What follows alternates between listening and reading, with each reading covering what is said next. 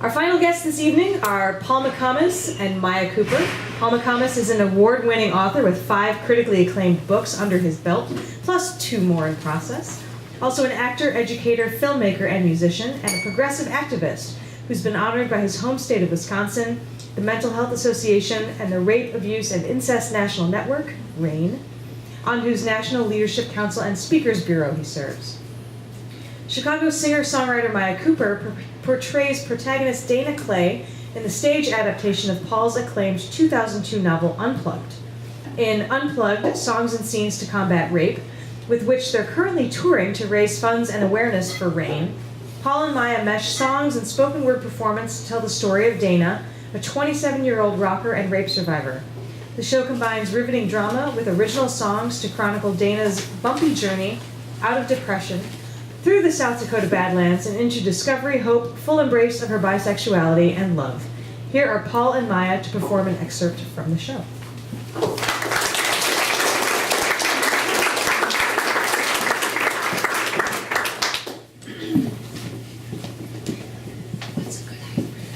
Let's do her height, because you'll be using it more.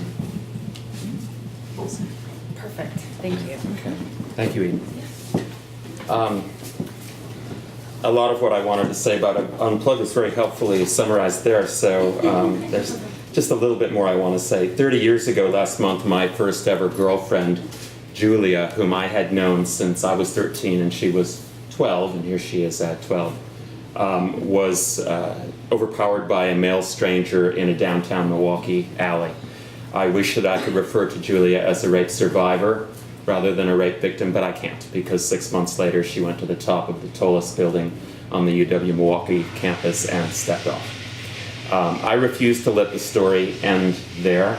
Julia, though gone for so many years now, is the reason why I am a member of the National Leadership Council of RAIN, the Rape, Abuse, and Incest National Network, which just turned 20 last month, co-founded by Tori Amos 20 years ago. Maya and I were out there for the celebration in August and got to hang with Tori, so there's a fringe benefit. But this show, Unplugged, it's 7 songs and 7 scenes in alternation that give a sense of the material in the novel. Because Dana Clay is fictitious, in order to do her songs, we had to write them. And what we'd like to do for you tonight are a song, and then a spoken word piece, and then a song, and then another spoken word piece. We're doing the full show. Do you want to tell them about the full show on October 21st? If you want to meet a Kennedy. On your tables, there is a flyer. It says Paul McComas and Maya Kuper, Unplugged, Scenes and Songs to Combat Rape and Despair. This is on October 21st, Tuesday, 2 weeks hence. And as Paul mentioned, it is to raise money for RAIN, the Rape, Abuse, and Incest National Network, as well as One Mind for Research, which is the mental health advocacy charity founded by former Congressman Patrick J. Kennedy, who will be in attendance. We're very excited. Come up to 27 Live in Evanston and see the rest of the show.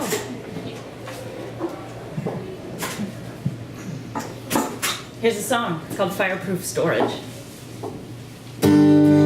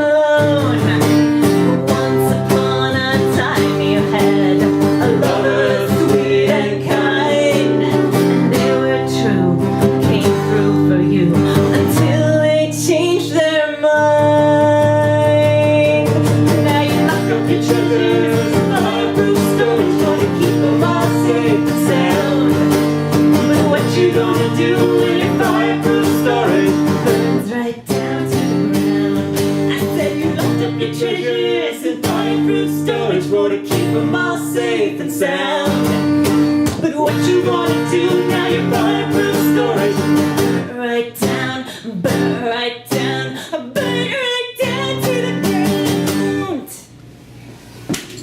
Thank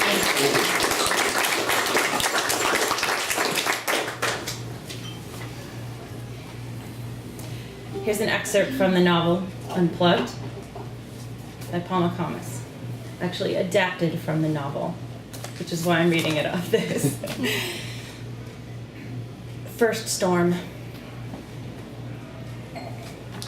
The first one hit me on the eastern Dakota plains before I'd even reached the Badlands. I was in the lowest place of my life, speeding westward, my vision blurred by a constant stream of tears when, all at once, a dense, swirling ground cloud of dirt and dust came sweeping toward me. It was like the very air just above that desolate, flat land had somehow sprung to malevolent, earth-rending life. By the time I'd regained enough of my wits to stop and shift into park, the dust storm was blotting out all sight and sound and light. It was above me and around me and on top of me, pushing down, pressing in, bellowing into my ears, demanding entry. It was an assault. I should know. I shut my eyes tight. I grabbed onto that steering wheel so hard that my nails cut into my palms, and I thought, the hell inside me has escaped. Now it's expanding to destroy the world, and it's starting with me. Then it moved away.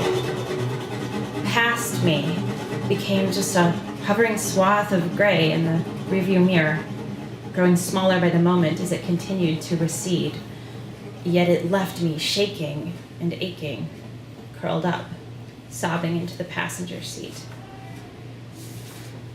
But the second storm, a few months later, totally different.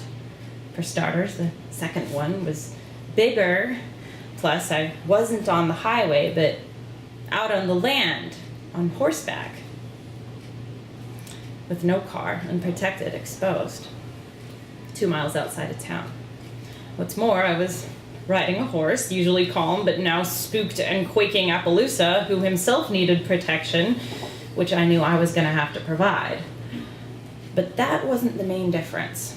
No, the main difference was, unlike with that first storm, the second time, I was me.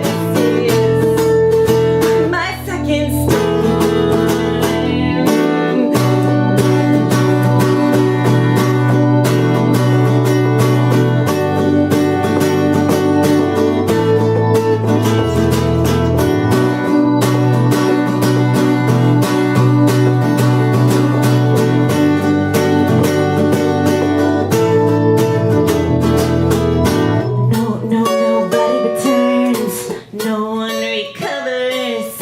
Nobody quite goes back the way they were before. But the storm helps us learn. The storm uncovers the writing on the wall becomes a door. My second storm.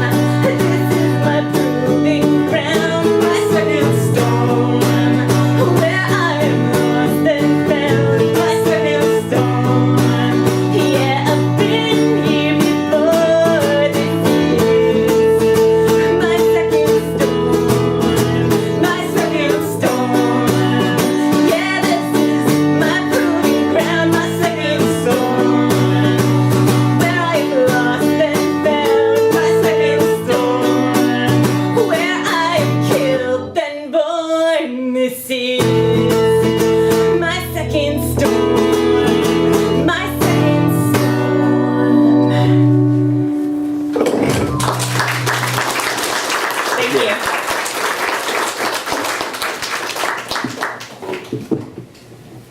And finally, this is called symmetry. Earlier that day, while walking underneath a prairie cottonwood, Dana had glimpsed a flash of crimson fluttering down from above. Reaching up, she'd surprised herself by actually catching the leaf in mid-fall.